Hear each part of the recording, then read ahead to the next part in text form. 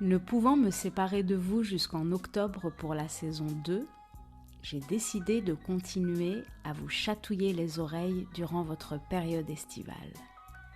Effectivement, nous continuerons à nous retrouver chaque mardi cette fois, mais je serai seule derrière le micro et je vous narrerai des textes, des histoires de différentes personnes qui ont bien voulu prêter leur plume au micro de Meshaou.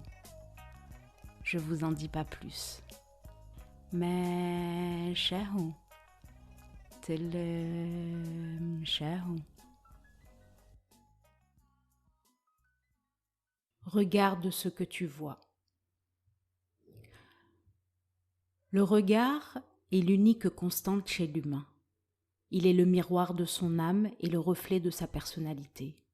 Un regard qui s'amplifie puis qui s'éteint sur le long cours du temps. Le regard progresse avec l'âge. Un vieil homme assis voit plus loin qu'un jeune homme debout. Mais le regard peut aussi se retrouver cloîtré parmi les murs des non-dits. Et c'est alors que le regard devient miroir et que le monde entier se résume dans son miroitement. Le regard est l'outil de notre perception du monde et de la vie. Et c'est le regard des autres qui nous empêche d'en user à bon escient. Le regard est l'instrument de la liberté et de l'épanouissement. Et c'est le regard des autres qui constitue ses chaînes et sa rémission. Parfois, le regard s'égare dans des mirages et des reflets mensongers, dans d'autres regards plus expressifs ou dans des illusions narcotiques. Et c'est toute la perception du monde qui en est déformée. Le regard alors s'offre à la déperdition et rien ne semblera plus pouvoir l'arrêter.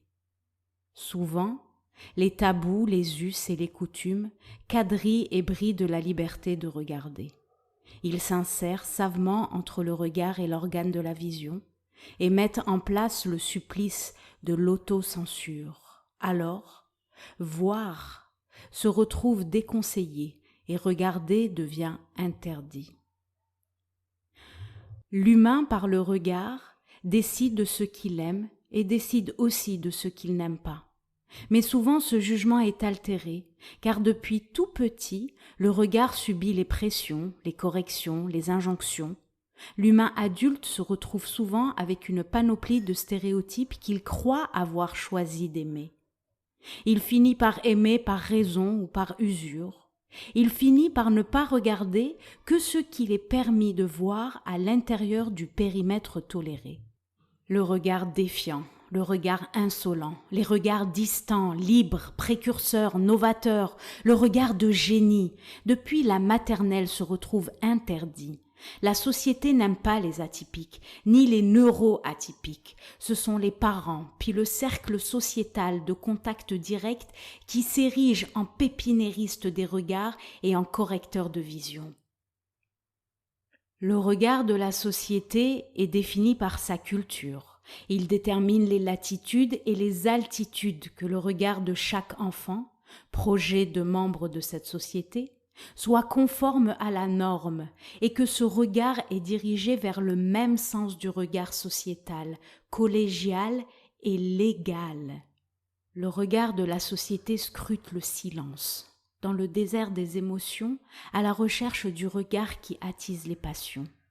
Aucun être ne doit se sentir beau en dehors du cadre regardable de la beauté.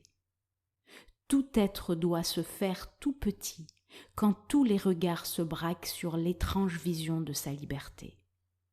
Dans une société érigée en paroisse, le regard du berger n'est pas très différent de celui du loup. Les regards calmes et intensifs suivent le doigt du berger.